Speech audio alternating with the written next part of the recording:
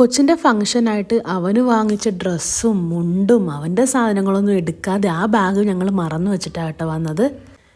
ഓർമ്മയിലാണ് നീ പിന്നെ വന്നതെന്നുള്ള ശിവയുടെ ചോദ്യത്തിന് എനിക്ക് ഉത്തരം മുട്ടി കേട്ടോ. അങ്ങനെ രാവിലെ തന്നെ ഇറങ്ങിയതാണ്. ഇതാണ് ശിവയുടെ താത്ത.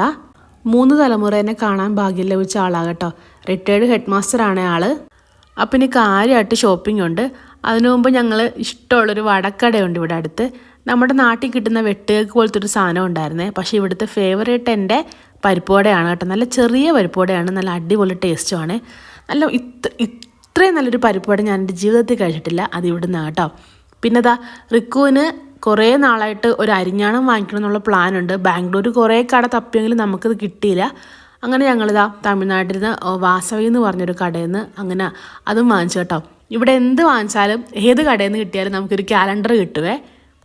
അങ്ങനെ പിന്നെ അവന് ഡ്രസ്സ് എടുക്കാൻ വേണ്ടി വന്നതാണ്. ഒരു കുഞ്ഞു മുണ്ട് വാങ്ങിക്കണം. അങ്ങനെ അതും വാങ്ങിച്ച് മാക്സിന്ന് പിന്നെ അവന് വേണ്ടിയുള്ള ഡ്രസ്സൊക്കെ വാങ്ങിച്ചിട്ട് ഇനി നമുക്കുള്ള ഫ്യൂവൽ നിറക്കാൻ വേണ്ടി പോവാണ്. അപ്പോൾ അത് ഞങ്ങളുടെ അനിയൻകുട്ടൻ വന്നിട്ടുണ്ട്. ശിവയുടെ കസിൻ ബ്രദറാണ്. നിങ്ങൾ കൊടൈക്കനാൽ വ്ളോഗൊക്കെ കണ്ടിട്ടുണ്ടെങ്കിൽ അതിൽ അവനുണ്ട് കേട്ടോ. അപ്പം ഇത് ഞങ്ങളുടെ ഫേവറേറ്റ് ബിരിയാണി ഷോപ്പാണ്, ശിവ ബിരിയാണി. ഇവിടെ നല്ല ഒതൻറ്റിക് ദിണ്ടുകൽ ബിരിയാണി കിട്ടുവേ. ഇവർക്ക് 2 ഷോപ്പുണ്ട്. പക്ഷേ ഞങ്ങൾ ഇവരുടെ പഴയ ഷോപ്പിലാണ് കേട്ടോ പോയിരുന്നത്.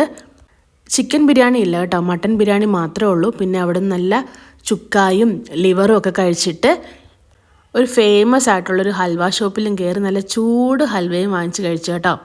കൊടൈക്കനാൽ വ്ളോഗിൽ നിങ്ങൾക്ക് കണ്ടാൽ മനസ്സിലാകും ഈ ഹൽവയുടെ ഫാൻസ് എത്രത്തോളം ആണെന്ന്. അങ്ങനെ ഞങ്ങൾ നേരെ വീട്ടിൽ വന്ന് കുറച്ച് തേങ്ങയൊക്കെ പൊതിച്ചുകൊണ്ട് പോകാം കേട്ടോ. ഞാൻ ഇവിടെ നിന്നാണ് തേങ്ങ കൊണ്ടുപോകാറ് എപ്പോഴും. നാളെയാണ് റിക്കുവിൻ്റെ ഫംഗ്ഷൻ. അതിൻ്റെ വിശേഷം അടുത്ത വീഡിയോയിൽ കാണാം. ബൈ.